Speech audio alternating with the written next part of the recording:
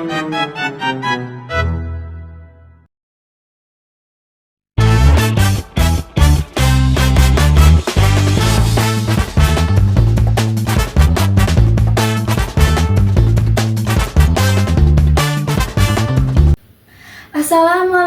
warahmatullahi wabarakatuh.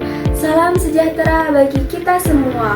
Om Swastiastu, Namo Buddhaya, dan salam kebajikan. Tak kenal maka tak sayang. Maka dari itu izinkan saya untuk memperkenalkan diri. Perkenalkan, nama saya Rizka Ayu Prasetyani-Ngati. Asal sekolah saya yaitu SMA Negeri 1 Belitang 3 yang berada di Desa Nusa Bakti, Kecamatan Belitang 3, Kabupaten Oku Timur yang berada di Provinsi Sumatera Selatan. Berdirinya saya di sini ingin mengikuti kompetisi pidato yang dinaungi oleh Pemuda Internasional. Assalamualaikum warahmatullahi wabarakatuh. Selamat pagi. Yang saya hormati Bapak dan Ibu Dewan Juri yang menilai pidato kompetisi dan yang saya banggakan masyarakat Indonesia. Pertama-tama, marilah kita ucapkan puji dan syukur kepada Allah Yang Maha Esa atas rahmat dan hidayahnya kita dapat melakukan aktivitas sehari-hari seperti biasa tanpa kendala sedikit apapun. Tak lupa pula kita haturkan kepada junjungan kita Nabi Muhammad SAW yang semoga kelak kita semua mendapatkan syafaatnya di yaumul qiyamah. Amin Allahumma amin. Pada kesempatan ini saya ingin menyampaikan orasi mengenai isu yang semakin relevan dalam dinamika negara kita, yaitu keterlibatan militer dalam kehidupan sipil.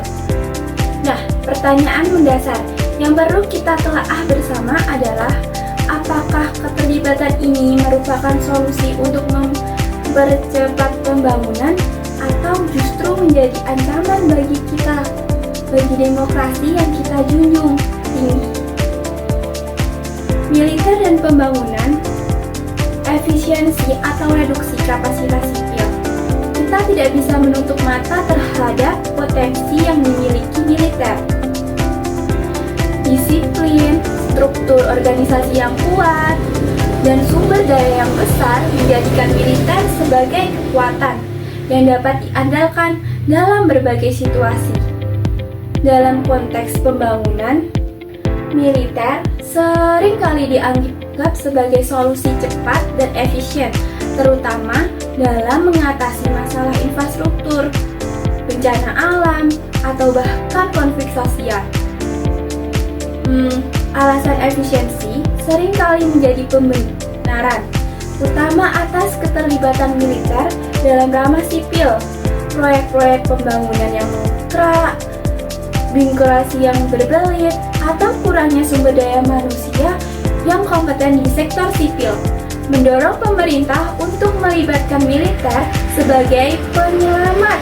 Namun, kita juga perlu mempertimbangkan dalam jangka panjang dari keterlibatan ini. Semakin sering militer terlibat dalam urusan sipil, semakin besar pula potensi terjadinya reduksi kapasitas sektor sipil. Jika militer terus-menerus mengambil alih peran yang seharusnya diemban oleh sipil, maka sektor sipil akan kehilangan kemampuan untuk berkembang dan mandiri. Militer dan demokrasi, kontrol atau otoritarianisme. Demokrasi yang sehat membutuhkan pemisahan yang jelas antara militer dan sipil. Militer seharusnya berada di bawah kendali sipil dan fokus pada tugas utamanya, yaitu menjaga keamanan dan kedaulatan negara dari ancaman eksternal. Keterlibatan militer yang berlebihan dalam kehidupan sipil dapat menghamburkan batas-batas ini dan membuka peluang bagi militer untuk mendominasi dan mengendalikan kekuasaan. Sejarah telah membuktikan bahwa militerisasi kehidupan sipil seringkali menjadi jalan menuju otoritarianisme ketika militer memiliki terlalu banyak kekuasaan dan pengaruh mereka dapat dengan mudah menggunakan kekuatan tersebut untuk menekan oposisi, membungkam kebebasan berpendapat, dan bahkan menggulingkan pemerintahan sipil yang sah. Oleh karena itu, kita harus sangat berhati-hati dalam menyikapi keterlibatan militer dalam kehidupan sipil. Kita harus memastikan bahwa keterlibatan ini tidak melampaui batas-batas yang wajar dan tidak mengancam prinsip-prinsip demokrasi yang kita anut. Lalu solusi yang seimbang, lantas bagaimana seharusnya kita menyikapi isu ini? Saya percaya bahwa kita perlu mencari solusi yang seimbang yang dapat memanfaatkan kompetisi militer untuk pembangunan tanpa mengorbankan prinsip-prinsip demokrasi. Beberapa langkah yang dapat kita pertimbangkan antara lain: 1. Memperkuat kapasitas sipil seperti investasi besar-besaran dalam pendidikan, pelatihan, dan pengembangan sumber daya manusia di sektor sipil. Yang kedua yaitu meningkatkan efisiensi birokrasi seperti reformasi birokrasi untuk mengurangi praktik korupsi, kolusi, dan nepotisme serta mempercepat proses pengembalian keputusan. Dan cara yang ketiga yaitu pengawasan yang ketat dengan cara memperkuat pengawasan sipil terhadap militer, termasuk pengawasan anggaran, kebijakan, dan operasi militer.